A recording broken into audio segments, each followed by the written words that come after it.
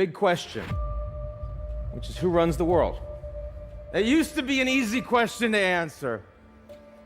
If you're over 45, like me, you grew up in a world that was dominated by two giants.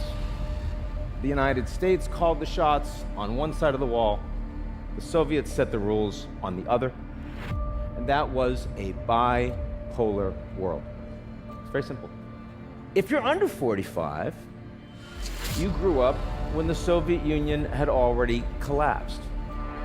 And that left the United States as the sole superpower, dominating global institutions and also exerting raw power. And that was a unipolar world. And then about 15 years ago, things got a little more complicated. The United States increasingly didn't want to be the world's policeman or the architect of global trade or even the cheerleader for global values. Other countries were becoming more powerful, and they could increasingly ignore many of the rules they didn't like, sometimes even setting new rules themselves. What happened? Three things. Number one, Russia was not integrated into Western institutions. A former great power, now in very serious decline, and they are angry about it. We can argue about whose fault that is, but we are where we are. Number two, China was integrated into US-led institutions on the presumption that as they got wealthier and more powerful, they would become Americans. Turns out, they're still Chinese. And the United States is not particularly comfortable with that. Number three, tens of millions of citizens in the United States and other wealthy democracies felt left behind by globalization.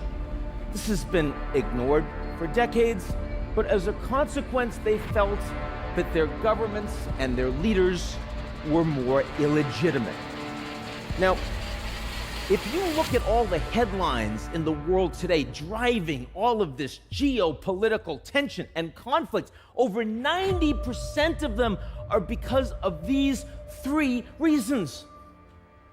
And that's why today we live in a leaderless world. But as we know, that's not going to be with us for long. So what comes next? What kind of a world order might we expect over the next 10 years? Some of what I might say, I think will surprise you. Because we're not going to have a bipolar or a unipolar or even a multipolar world. If we don't have one or two superpowers, we don't have a single global order. No, instead, we will have three different orders, a little overlapping, and the third will have immense importance for how we live, what we think, what we want, and what we're prepared to do to get it. But first things first. Today, we have a global security order. And as you see from the map, the United States and its allies are the most powerful players on it. The US is the only country in the world that can send its soldiers and its sailors and its military equipment to every corner of that world. No one else is close. China is growing in its military capabilities in Asia, though nowhere else. Lots of American allies in Asia are concerned about that, and as a consequence, they're becoming more dependent on the United States for a security umbrella. With the Russian invasion of Ukraine, US allies in Europe are becoming more concerned and dependent on the United States and a US-led NATO. The Russian military, of course, has been a greater global concern, much less so today, especially as they've lost over 200,000 troops and all of that equipment, and with sanctions making it extremely hard for them to rebuild. Now, Russia and China and others have nuclear weapons, but thank God it is still suicide to use them. And as a consequence, our security order is a unipolar order, and it is likely to remain so for the next decade. Now, at the same time that there's a security order, there's also a global economic order. And here, power is shared. The United States is still a very robust global economy. But the US can't use its dominant position militarily to tell other countries what to do economically. The United States and China are enormously economically interdependent, and so they can't control each other. You may be surprised to hear this, but today, US-China trade relations are actually at their highest level in history. Now, other countries in the world, a lot of them want access to US military muscle, but they also want access to the Chinese market. Soon, by 2030, likely to be the largest in the world. And you can't very well have a Cold War if the US and the Chinese are the only two that are prepared to fight it. So, the European Union has the largest common market, and they set the rules, and if you want to do profitable business there, you listen to those rules. India is playing a greater role economically on the global stage. Japan still matters too. And over the next 10 years, there will be a rise and fall of the relative capacities of these economies. But the global economic order is and will remain a multipolar order. Now, between these two orders are tensions, because the United States will use its power in national security to try to bring more of the world's economies towards it. And we already see this starting to happen in semiconductors and in critical minerals, and maybe soon in TikTok. The Chinese are trying to use their dominant commercial position to align more of the world diplomatically. And Japan and Europe and India and everyone else will do their damnedest to ensure that neither of these two orders dominate the other, and they will mostly succeed. Now, so far, I have spoken with you about the two world orders we already see. But there's a third that is coming soon that's even more important, and that is the digital order. And the digital order is not run by governments, but by technology companies. We all know how much military support NATO countries have provided Ukraine during the war. But it's technology companies that provided the tools allowing Ukraine to defend itself from Russian cyber attack.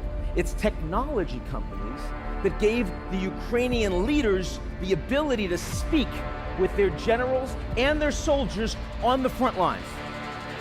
If it wasn't for those technology companies, Ukraine would have been fully offline within weeks of the war, and I don't believe President Zelensky would still be there today. Technology companies determine whether Donald Trump is able, in real time and without filter, to speak with hundreds of millions of people as he runs again for the presidency. It's social media platforms and their ability to promote disinformation and conspiracy theory. Without them, we do not have riots in the Capitol on January 6th. We do not have trucker riots in Ottawa. We do not have a January 8th insurrection in Brazil. Technology companies increasingly determine our identities. When I was growing up, it's nature and nurture. I mean, my deep and abiding emotional problems either come from how I was raised, or some genetic failure. Could be both.